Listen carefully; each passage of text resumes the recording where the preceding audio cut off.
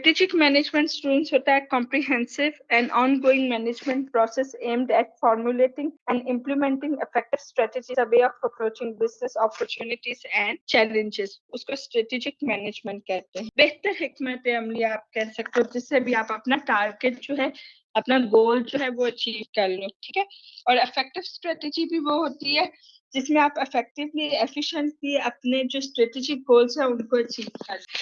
A strategy that promotes a superior alignment between the organization and its environment and the achievement of strategic goals. Component of strategy जैसे कि आपको पता है, distinctive competence है, scope है, resource deployment है। Distinctive competence क्या है? An organizational strength possessed by only a small number of competing firms. यानी जो आपको अनोखी अलग से आपके पास ऐसी खूबी हो आपकी ऑर्गेनाइजेशन या कंपनी के पास जो आपके राइवल कंपनीज के पास ना हो, मतलब इतनी कॉमन ना हो, ठीक है। जिस तरह मैं आपको एग्जांपल देती हूँ, टीसीएस की एक सर्विस है, टीसीएस हाउस है। अगर आप वो बुलाएं तो वो आपसे जो पे आके आपसे आप डॉक्यूमेंट ले जाते हैं और विद इन फ्यू आवर्स उसको डिलीवर कर देते हैं।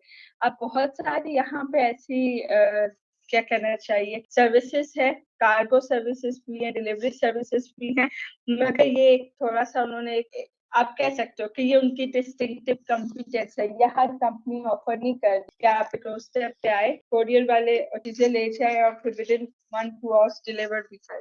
स्कोप देखिएगा, स्कोप होता है when applied to strategy it specifies the range of market in which organization compete। जैसे कोई कंपनी है, अगर वो बेकरी आइटम्स में डील कर रही है तो यहाँ फूड प्रोसेसिंग एरिया उसकी जितनी भी एक्टिविटीज है उससे रिलेटेड है, ये उसमें आ जाता है।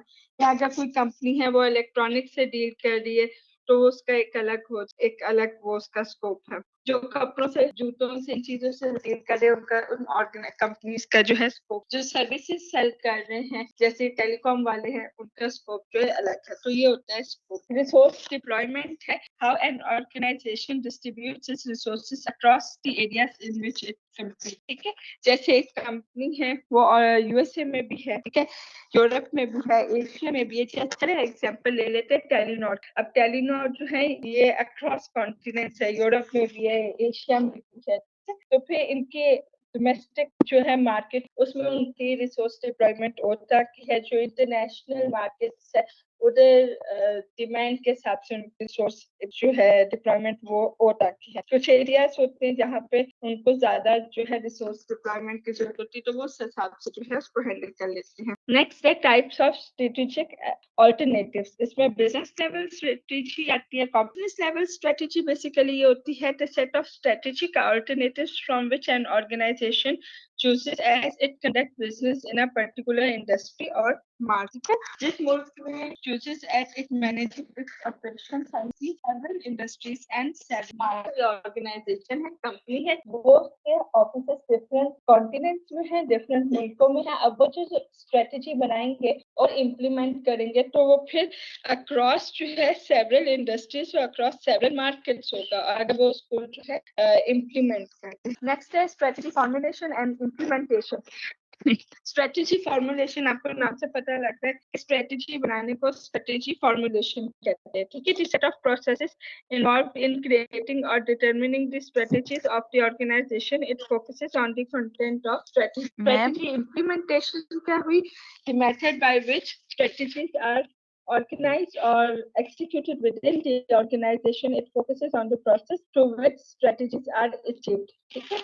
आसान लफ्जों में जो आपने स्ट्रेटेजी बनाई थी उसको इम्प्लीमेंट करना, प्रैक्टिकल उसको बनाना, उसको स्ट्रेटेजी इम्प्लीमेंटेशन कहते हैं। डेलिब्रेट स्ट्रेटेजी होती है a plan of action that an organization chooses and implements to support specific goals, ठीक है। जानबूझ के आप ऐसी स्ट्रेटेजी या ऐसा प्लान ऑफ एक्शन बनाएं जो आपके स्पेसिफिक गोल्स को, उस स्ट्रेटेजीज आप गोल्स और टारगेट्स को देख के बनाते हैं, इन जर्नल नहीं बना रहे होते, तो वो डेलिब्रेट स्ट्रेटेजी होती है। इमर्जेंट स्ट्रेटेजी है a pattern of action that develops over time in an organization in the absence of mission and goals or despite mission and goals, ठीक है। ये इमर्जेंट स्ट्रेटेजी एक ऐसी स्ट्रेटेजी होती है कि अगर ऑर्गेनाइजेशन के कोई अपने स्पेसिफिक मिशन या गोल नहीं है तो उनकी गैर मौजूद में ये बन जाती है। Over the time period repetition चलती रहती है, डे टू डे टास्क जो है, टारगेट जो है वो अचीव करती रहती है, जितना थोड़ा बहुत प्रॉफिट आ रहा है उस हिसाब से चले, तो वो इमरजेंस मतलब एक स्पेसिफिक टारगेट है वो, कि बेसिकली किसी भी कंपनी ऑर्गेनाइजेशन अपने स्ट्रेंथ, वीकनेसेस, अपॉर्चुनिटीज और थ्रेट्स को एवेलुएट करती देखती है कि क्या है। जिस तरह कोई भी ऑर्गेनाइजेशन है या बिजनेस है, उसका एक मिशन स्टेटमेंट होती है, जो टारगेट्स उन्होंने रखे होते हैं अचीव करने। अब अगर आप इधर राइट साइड पे, लेफ्ट साइड पे देखें, टॉप पे इंटरनल एनालिसिस जो कंपनी अपनी करती है, ऑर्गेनाइजेशन उसमें अपनी स्ट्रेंथ्स देखती है। स्ट्रेंथ्स क्या होती है? आपकी डिस्टिंक्टिव कॉम्पिटेंस होती है। जैसे कुछ ऑर्गेनाइजेशन से कंपनी ऐसी होती है, फॉर एग्जाम्पल कोरियर सर्विस अगर हम ले ले, तो उनकी ये डिस्टिंक्टिव कॉम्पिटेंस होगी अगर कोई बड़ी फास्ट डिलीवरी करे, या जैसे टीसीएस है, उन्होंने टीसीएस साझा की सर्विस स्टार्ट कराई हुई है, मतलब अगर आप कॉल करके बुलाएं तो आपके डोर स्टेप पे आके डॉक्यूमेंट्स ले जाते हैं और विद इन 1 से 2 आवर्स डिलीवर कर देते हैं। तो अब हर कोरियर सर्विस ये चीज ऑफर नहीं करती, तो ये इनकी स्ट्रेंथ है और डिस्टिंक्टिव कॉम्पिटेंस है, ठीक है। इसी तरह मार्केट जो है उसमें कुछ अपॉर्चुनिटीज होती हैं हर बिजनेस के लिए, वो उसको देखना कि कहाँ कहाँ कौन कौन सी अपॉर्चुनिटीज है, हम उसको कैसे एवेल्युएट कर सकते हैं, तो वो इधर इस एक्सटर्नल एनालिसिस में आता होता है, ठीक है। इसके बाद अगर आप लेफ्ट साइड पे बॉटम पे देखें तो थ्रेट्स है। हर बिजनेस ऑर्गेनाइजेशन के लिए मार्केट में कहीं ना कहीं थ्रेट्स भी होते हैं, राइवल्स होते हैं, वो भी थ्रेट हो सकते हैं, पॉलिटिकल कंडीशंस थ्रेट हो सकती है, एक्स्ट्रा टैक्स पॉलिसीज वगैरह जो है वो थ्रेट हो सकती है, तो ये चीजें थ्रेट में आती हैं। फिर वीकनेसेस हैं, जाहिर बात है कोई ऐसी चीज है जो आपके कंपनी या बिजनेस के पास नहीं है मगर आपके राइवल्स के पास है, ठीक है, या कुछ ऐसा है जो आपकी कंपनी की वीकनेस है, जैसे फाइनेंसिस नहीं है, या लोकेशन उस हिसाब से नहीं है, या मार्केट अप्रोच उस हिसाब से नहीं, तो ये चीज जो है ये वीकनेस में आ जाती होती है। तो जो बिजनेस अपना बेहतर स्वॉट एनालिसिस कर ले ना, अपनी स्ट्रेंथ्स देख ले कि हमारी स्ट्रेंथ्स क्या क्या है, हमारी वीकनेसेस क्या हैं, हमारे पास अपॉर्चुनिटीज कैसी हैं, हम थ्रेट्स को कैसे न्यूट्रलाइज कर सकते, तो वो फायदे में रहते हैं, बेहतर रहते हैं, और उस हिसाब से अपनी स्ट्रेटेजी बनाएं। एक अच्छी स्ट्रेटेजी वही होती है ना जहाँ पे आप अपॉर्चुनिटीज को अवेल करें, अपनी स्ट्रेंथ्स को मजीद बेहतर करें, ठीक है, जो थ्रेट्स है वो न्यूट्रलाइज कर दें, जो आपकी वीकनेसेस हैं उसको अवॉइड कर दें। तो ये आपका पूरा जो है वो स्वॉट एनालिसिस जो है। आगे है evaluating an organization strength. Organizational strength क्या होती है? अ स्किल और capability that enables an organization, ये तो मैंने आपको पढ़ा दिया। स्ट्रेंथ, डिस्टिंक्टिव कॉम्पिटेंस भी बता दिया, इमिटेशन और डिस्टिंक्टिव कॉम्पिटेंस भी बता दिया। बताइए आपको क्लियर है या मैं दोबारा बता दूं? ऑर्गेनाइजेशनल स्ट्रेंथ ये होती है स्किल और capability that builds an organization to conceive of and straight. कोई भी आप एडिशनल खूबी है, कोई चीज जिसमें आप बेहतर हो, टेक्नोलॉजी हो सकती है, फाइनेंसेस हो सकते हैं, ठीक है, कुछ भी हो सकता है, वो आपके स्ट्रेंथ में आ जाते हैं। अगर आपके पास एक अच्छे इन्वेस्टमेंट है, तो आपके फाइनेंसेस ठीक है, तो आपके बिजनेस स्मूथ होगा, ठीक है।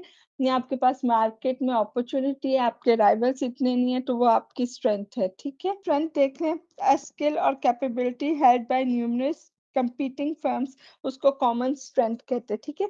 मतलब एक ऐसी चीज है जो आपके पास और लोगों को डिमांड है उससे रिलेटेड, और आपके राइवल कंपनीज भी है, उनके पास भी वो है स्ट्रेंथ, ठीक है, तो वो फिर एक कॉमन स्ट्रेंथ बन जाती है। और कॉमन स्ट्रेंथ का ये होता है कि वो हर कोई ऑफर कर रहा होता है, तो उसका कोई इतनी वो बहुत ज्यादा वैल्यू नहीं होती कि आप उसको एक्सप्लॉइट कर के। इसके अलावा डिस्टिंक्टिव कॉम्पिटेंस है। डिस्टिंक्टिव कॉम्पिटेंस ये होती है, स्ट्रेंथ होती है जो बहुत थोड़े फर्म्स के पास हो, एक दो के पास हो, हर एक के पास ना हो, अनोखी अलग से, ठीक है, उसको डिस्टिंक्टिव कॉम्पिटेंस कहते हैं। इमिटेशन ऑफ डिस्टिंक्टिव कॉम्पिटेंस ये होता है कि आप उसको कॉपी कर लें। एक जो सक्सेसफुल चल रही है ना, जैसे स्ट्रेटेजिक इमिटेशन ये होती है the practice of duplicating another organization's distinctive competence and thereby implementing a valuable strategy। जब आप अपने राइवल्स या दूसरों का देखो, उनकी कोई स्ट्रेटेजी सक्सेसफुल है, आप उसको इम्प्लीमेंट कर दो और आप भी उससे फायदा उठा लो। जैसे पाकिस्तान के जो प्लानिंग थी, इकोनॉमिक प्लानिंग थी, सेकंड इकोनॉमिक प्लानिंग, वो बहुत सक्सेसफुल रही थी 1960 से 65। तो बहुत सारे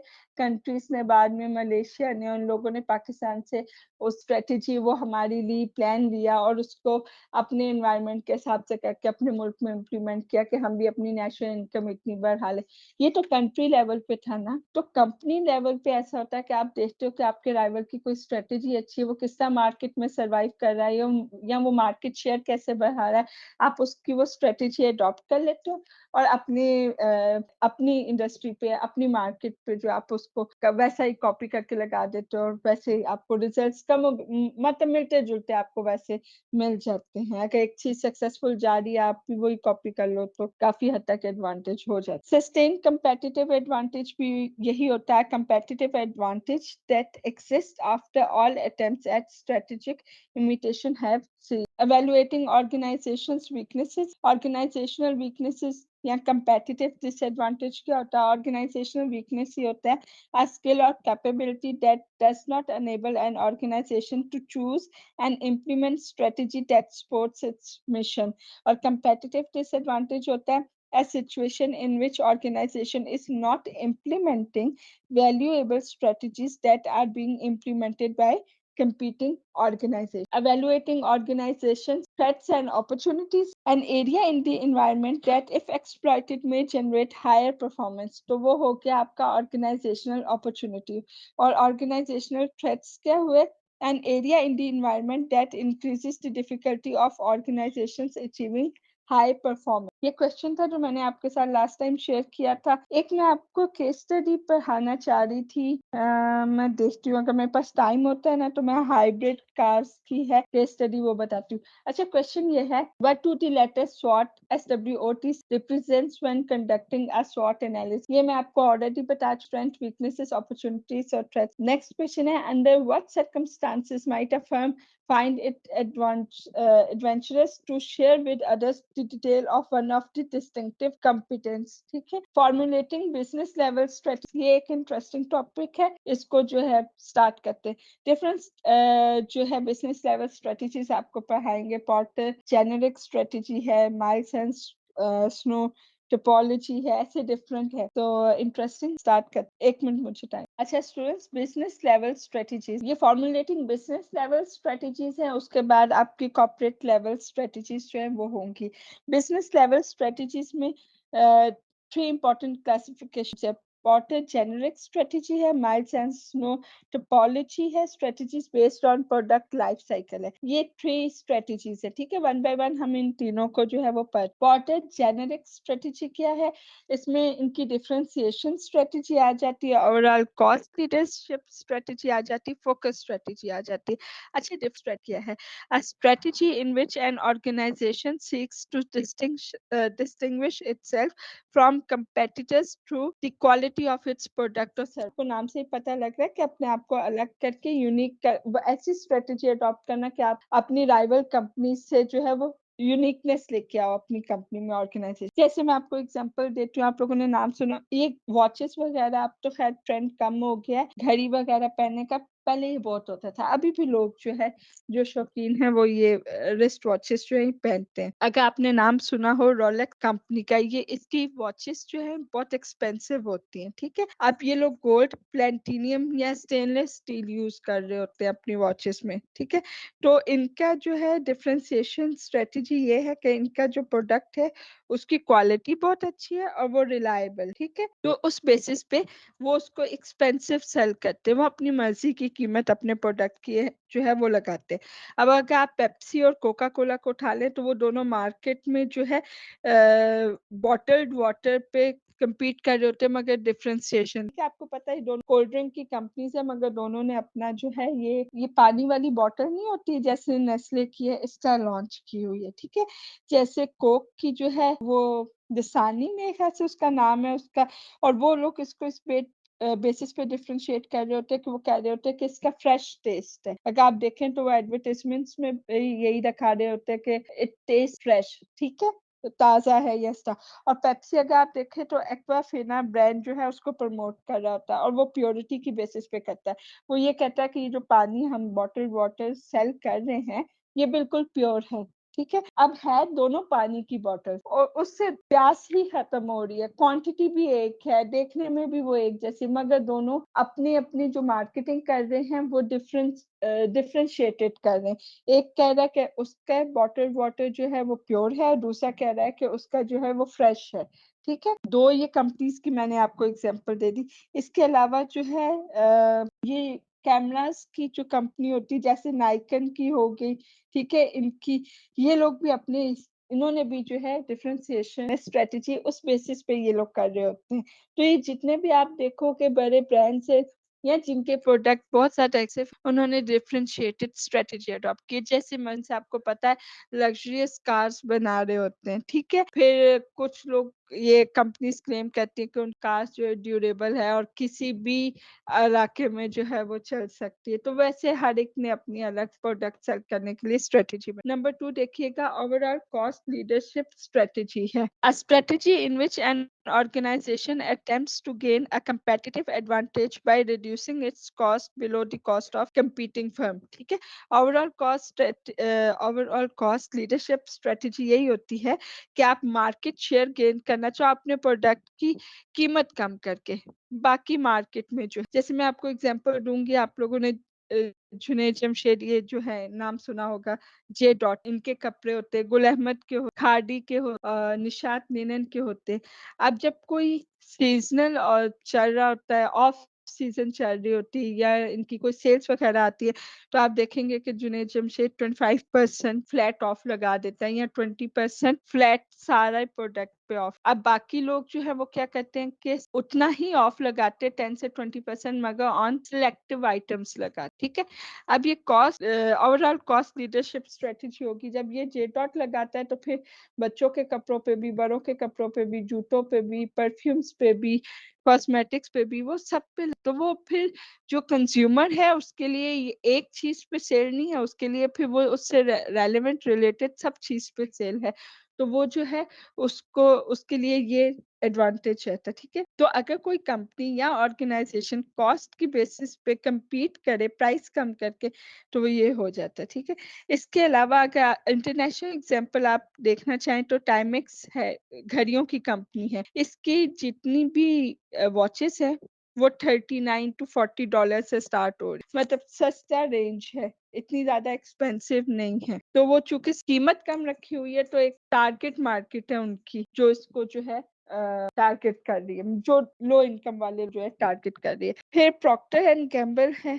ठीक है, अगर आप इनको देख लें तो इन्होंने भी डिफरेंट लो प्राइस प्राइवेट लेबल जो प्रोडक्ट्स हैं को अपने प्रोडक्ट्स लॉन्च करके ना उनको साइड। नेक्स्ट है focus strategy, a strategy in which N organisations concentrate on a specific regional market, product line or a group of buyer। ठीक है, फोकस स्ट्रेट, आपका फोकस ग्रुप होता है। ठीक है, उस हिसाब से आप अपनी स्ट्रेटजी बनाते हो, जैसे आपके मार्केट